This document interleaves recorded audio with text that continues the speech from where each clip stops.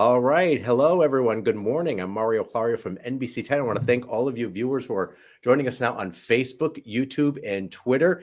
This is a new technology we're testing out here at NBC 10 to keep you informed on multiple platforms all at once. First time we're using it, so I am the guinea pig here. So we'll see how it goes. And we thought this was a perfect time to do this because of all the traffic troubles that have been happening, especially now at the height of the morning commute with the Washington Bridge westbound closed. So joining me now is NBC 10's Liz Bateson. She's in our live roaming camera vehicle. She's been driving the commute all morning long, going through the detour, looping around, and it's been taking you longer and longer and longer, Liz. So tell us where you are right now and how things are looking.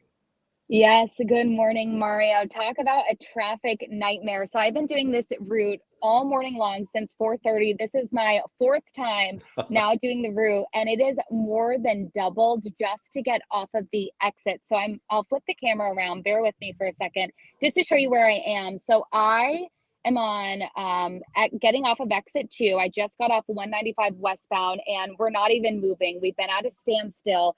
To travel just a mile, it took us about 30 minutes just to get to this point. And you could see absolutely no cars moving out on the road right now. This is exit 2. And once we get off the exit, we will be on Broadway. But just not fun for anyone this morning. And now that we're kind of in the height of the morning rush hour, you're really starting to see the major impacts the Washington Bridge closure is having on drivers, Mario. Yeah, as you get off the highway and you're going through more of the downtown streets, the side streets in East Providence and Wayland Square, Providence, kind of what's the feeling you're getting as you go through those side streets of the congestion in the cities? Yeah, hopefully I'll start moving so I can give you a look at what I'm seeing. But I mean, most of the side streets throughout East Providence, it's just one lane on this detour, and there are a lot of traffic lights throughout the detour. So that, of course, is fueling to the traffic backups, making things go a lot slower. The biggest trouble point that I've really seen throughout the morning, well, now it's probably the entire route, but when I was doing it a little bit earlier, when there were less cars on the road, I saw that getting onto the Henderson Bridge, that was the biggest trouble spot because you have to merge into the left lane to eventually turn onto Gano Street to get back on to 195. And that was an issue as everyone's trying to merge into the same lane on the bridge. Yeah. At what point of the morning would you say you really started to see the backlog and things really start to bottle up? 6 a.m. So I did the drive at 4:30 and it took 13 minutes to get through the entire detour. I did it again around 5 and it took 19 minutes. And then when we went through it the third time, beginning around 6 a.m., that's when we really started to see the slowdowns. It was a lot of stop and go like I'm in right now. And it took 45 minutes total to get through the entire detour. So now it is after 7:30. Let's see, I have my stopwatch.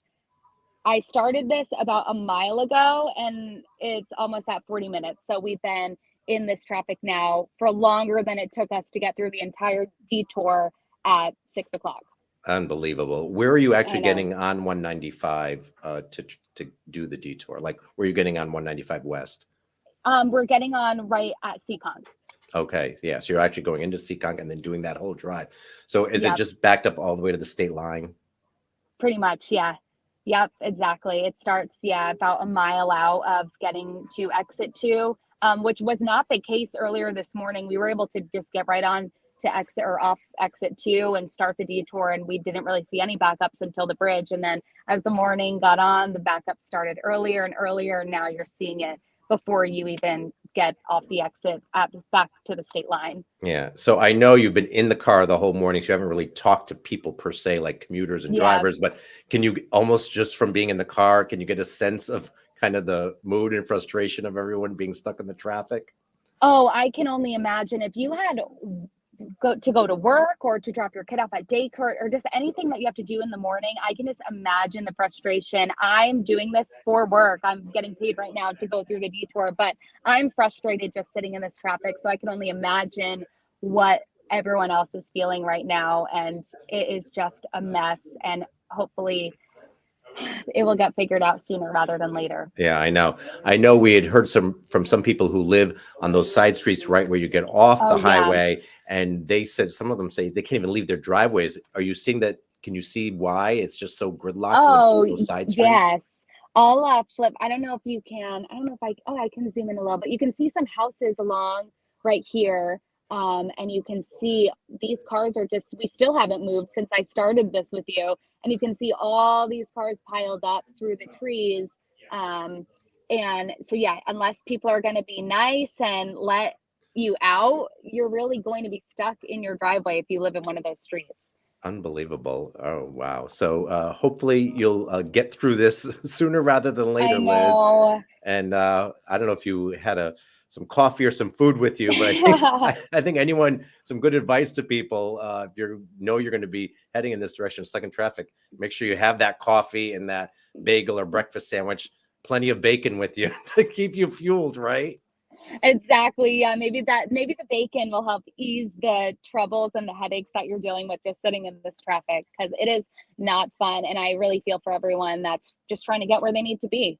Exactly. Yeah. Yeah. I think if I was stuck in traffic for an hour or two and I just had plenty of bacon to pick on and chew on, I think I'd be fine. I listen to the radio, listen to the news, listen to Yeah, some tunes. yeah, But I'm kind of making light of it. But I know it's very frustrating, and it can be a very serious situation for many people as well. So absolutely. yeah, hopefully we're going to get this worked out, like you said, sooner rather than later. But all right, Liz Bateson, live on the road in the height of the morning commute, stuck in the traffic, the detour like everyone else is. Hopefully we'll see you back here at the station soon. But I thanks for updating know. us. Of course. Yeah, we just moved a little bit, but we're still on the off ramp on exit 2. So hopefully we'll get off eventually and do the entire loop, and I'll time it and I'll let people know. I'll post on Twitter or X how long it took, and we'll keep you posted. Yeah, awesome. All right, thanks, Liz, and be safe out there. Tell Matt, our photographer, he's doing a great job. Good job, Yep, Matt. there he is.